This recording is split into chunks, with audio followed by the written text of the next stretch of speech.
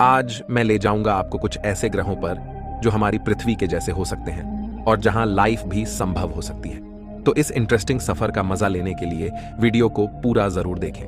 दोस्तों, हमारी आकाशगंगा मिल्की वे में 100 खरब ग्रह मौजूद है, जिनमें अधिकतर बोरिंग और सुनसान पड़े हैं, लेकिन वैज्ञानिकों ने काफी मेहनत से हमारी आकाशगंगा में कुल 5,500 हैबिटेबल प्लैनेट्स की खोज की है, जो लाइफ के लिए पृथ्वी से भी बेहतर है और जहां विचित्र जीव मौजूद हो सकते हैं। आज हम इन्हीं में से ऐसे ही 10 ग्रहों के बारे में जानने वाले हैं। जीवन ढूंढने के सफर में हम सबसे पहले पहुंच जाते हैं अपने ही सोलर सिस्टम के एक उपग्रह कैलिस्टो पर।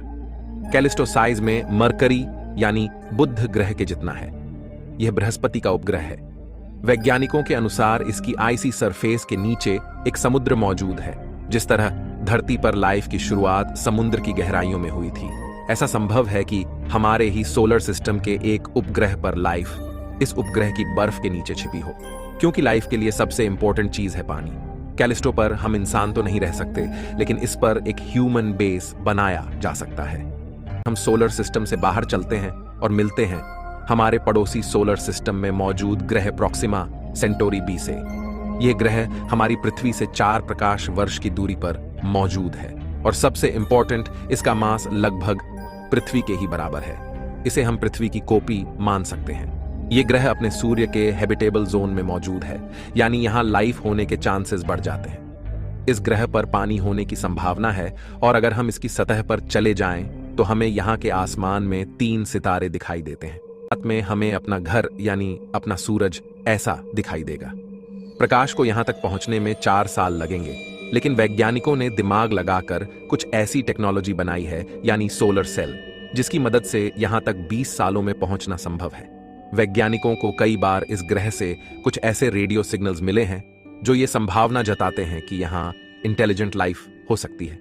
लेकिन दोस्तों, इस ग्रह पर एक बहुत बड़ी दिक्कत यह है कि इसका होस्ट स्टार एक रेड ड्वार्फ है, जो काफी आक्रामक है, जिससे उठने वाली स्टेलर फ्लेयर्स इतनी आक्रामक है कि वह यहां मौजूद लाइफ को एक ही बार में खत्म कर सकती है। हमारी धरती से 12 प्रकाश वर्ष दूर एक और प्लेनेट है ल्यूटेन बी। यह ग्रह हमारी पृथ्वी से 1.5 गुना बड़ा है, यानी इस पर रहने के लिए हमारे पास काफी बड़ा स्पेस मौजूद होगा। 2017 में वैज्ञानिकों ने इस प्लेनेट की खोज की थी। इस ग्रह पर न सिर्फ पानी है, बल्कि लाइफ के लिए सारे जरूरी एलिमेंट्स, एमिनो एसिड और हाइड्रोकार्बन्स मौजूद है। यह ग्रह हम इंसानों के रहने के लिए काफी अच्छा है। कुछ रिसर्चर्स का अनुमान है कि इसके परफेक्शन के पीछे एलियंस का हाथ भी हो सकता है। इस ग्रह पर 1 साल का समय धरती के 19 दिन के बराबर होगा। यह प्लेनेट इतना अच्छा है कि मेटी नाम की रिसर्च ऑर्गेनाइजेशन ने इस ग्रह की तरफ कुछ मैसेज भेजे हैं, ताकि अगर एलियंस वहां मौजूद हो तो उन्हें ये मैसेज मिल जाए। इन मैसेजेस में अलग अलग म्यूजिकल इंस्ट्रूमेंट्स की आवाज और यूनिवर्स में हम पृथ्वीवासियों की लोकेशन का साइंटिफिक ट्यूटोरियल है। इस ग्रह पर ग्रेविटी काफी ज्यादा होने पर यहां हमें काफी ज्यादा मशक्कत करनी पड़ेगी अपने सारे काम करने के लिए। इस ग्रह पर एक तरफ हमेशा दिन और दूसरी तरफ हमेशा रात होती है, क्योंकि यह अपने सूर्य से टाइडली लॉक्ड है। धरती से 40 प्रकाश वर्ष दूर ऐसे ही 7 और प्लैनेट्स हैं जो अपने सूरज से टाइडली लॉक्ड हैं। यह है ट्रैपिस्ट-1 सिस्टम। यहां पर एक नहीं बल्कि 7 ग्रह अपने सूरज के काफी पास मौजूद है। ये 7 ग्रह अपने सूर्य के इतने करीब हैं कि ये 7 ग्रह मरकरी के ऑर्बिट में समा सकते हैं। इनमें से अंदरूनी 2 प्लेनेट वीनस की तरह काफी हॉट है और बाहरी प्लेनेट ट्रैपिस्ट-1H अंटार्कटिका की तरह काफी ज्यादा कोल्ड है। लेकिन दोस्तों, इन 7 ग्रहों में 4 ग्रह ऐसे हैं जो इस सितारे के हैबिटेबल जोन में हैं, यानी यहां एक नहीं बल्कि 4 ग्रहों पर एक साथ लाइफ हो सकती है। सबसे इंपॉर्टेंट बात यह है कि ये ग्रह 8 अरब साल पुराने हैं, यानी यहां पर अगर लाइफ पैदा हुई होगी तो वो हमसे 3 अरब साल पहले पैदा हुई होगी। इस मामले में अगर यहां लाइफ हुई तो ये हमारे सबसे पुराने कॉस्मिक एंसेस्टर होंगे। यहाँ पर एक काफी बड़ी समस्या है इन ग्रहों का टाइडली लॉक्ड होना, जिस वजह से इनका एक हिस्सा काफी गर्म होगा तो दूसरा काफी ठंडा। इस वजह से इन ग्रहों पर पनपने वाला जीवन इनके बीच मौजूद टर्मिनेटर लाइन पर होगा, जो यहाँ ठंडे और गर्म इलाके के बीच में मौजूद होगी। इसके बाद हम चलते हैं TOI स्टार सिस्टम में, जहां हमें एक नहीं बल्कि 2 हैबिटेबल प्लैनेट्स मिलते हैं जिनका मास लगभग हमारी धरती के जितना है। इसमें TOI 700E अपने सूर्य के चारों ओर घूमने में 28 दिन का समय लेता है, वहीं TOI 700D 37 दिन में एक ऑर्बिट पूरा करता है। वैज्ञानिकों के अनुसार इन ग्रहों पर प्लांट लाइफ मौजूद हो सकती है। वैज्ञानिकों का मानना है कि कंप्यूटर सिमुलेशन के अनुसार इनमें से TOI 700D एक बेस्ट हैबिटेबल प्लेनेट हो सकता है और ये प्लेनेट्स भी एक रेड ड्वार्फ स्टार के चारों ओर घूमते हैं। यह रेड ड्वार्फ स्टार हमारे सूर्य जितना गर्म नहीं है और न ही यहाँ का सौर तूफान इन ग्रहों के लिए खतरा है। यहाँ भी एक बहुत बड़ी दिक्कत है कि यह प्लेनेट्स हमसे 100 प्रकाश वर्ष की दूरी पर मौजूद है, यानी लाइट को यहाँ जाने में ही 100 साल लग जाएंगे। इसलिए हमें ऐसे और बहुत से प्लेनेट्स को ढूंढना पड़ेगा जो धरती की तरह हो।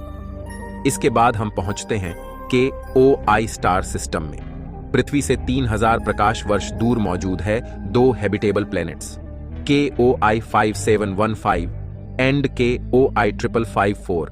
इनमें से पहले प्लेनेट का तापमान पृथ्वी से सिर्फ 2.4 डिग्री सेल्सियस ही कम है, लेकिन यह ग्रह साइज में धरती से 8 गुना बड़ा है, तो आप समझ लीजिए इस ग्रह पर धरती से 10 गुना पॉपुलेशन तो रह ही सकती है। यानी यह ग्रह कम से कम 80 अरब इंसानों के लिए भी काफी बड़ा होगा। वही दूसरे प्लेनेट का टेम्परेचर 27 डिग्री है, यानी यहां पर ऐसी में रहने जैसी फीलिंग मिलेगी। ऐसे में ये प्लेनेट्स कंफर्टेबल तो काफी है, लेकिन दोस्तों इन ग्रहों पर ग्रेविटी काफी ज्यादा होगी, यानी आपको यहां सिर्फ उठने के लिए ही काफी ज्यादा फोर्स लगाना पड़ेगा। पड़ाव है केपलर 452b।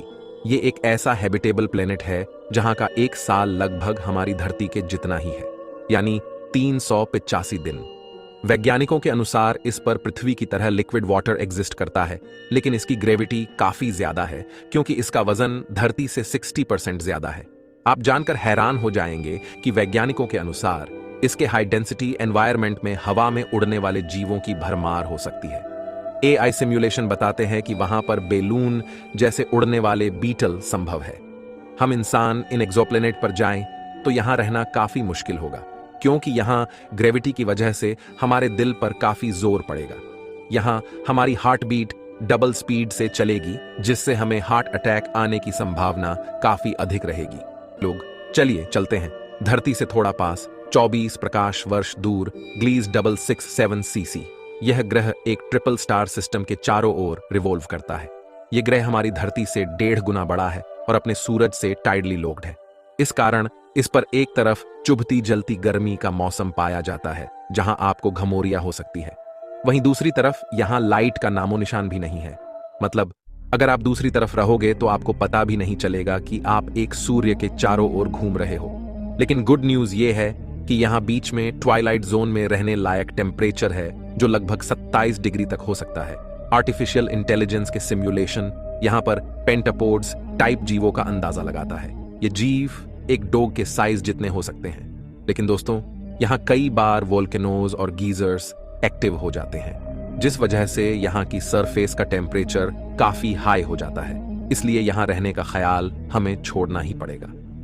हमारी प्लेनेट हंट जर्नी में हम पहुंच जाते हैं धरती से 36 प्रकाश वर्ष दूर बूट्स कंस्टेलेशन में मौजूद आर्कटरस तारे के पास, जो कि एक रेड जायंट स्टार है। ये इतना बड़ा है कि इसमें 15 अरब धरती और सूरज जैसे 17,000 तारे समा जाएंगे। AI सिमुलेशन के अनुसार एक समय यहां धरती जैसा ही ग्रह हुआ करता था, लेकिन जब आर्कटरस तारा एक रेड जायंट स्टार बना तो इसने इस ग्रह को ही अपने अंदर निगल लिया और इसकी सरफेस को राख बना दिया। वैज्ञानिक मानते हैं कि अगर यहाँ कोई एलियन लाइफ रहती होगी तो उसने पहले ही इस खतरे को भांप लिया होगा और अपने सूर्य की ऊर्जा को बड़े ग्लास डोम बनाकर उपयोग में ले लिया होगा, ताकि वहां के जीवन को बचा सके। दोस्तों आप जानकर डर जाओगे कि एक दिन हमारा सूरज भी फैलकर बड़ा हो जाएगा और उस समय धरती पर लाइफ को हमें बचाना पड़ेगा। यही वजह है कि हम इतनी देर से ब्रह्मांड में अलग अलग ग्रह खोजने में लगे हैं। लेकिन दोस्तों आपको डरने की जरूरत नहीं है, क्योंकि साल 2005 में अंतरिक्ष से हमें एक होप मिली। वैज्ञानिकों को अंतरिक्ष से एक मिस्टीरियस सिग्नल मिलता है और इंटरेस्टिंगली वह सिग्नल हमारे ही सोलर सिस्टम में मौजूद शनि की रिंग्स में छिपे टाइटन उपग्रह से आता है। इसे लेकर वैज्ञानिकों ने यह अनुमान लगाया कि हो न हो टाइटन पर कहीं ना कहीं कोई लाइफ मौजूद है, क्योंकि नेचुरली यह सिग्नल मिलना काफी मुश्किल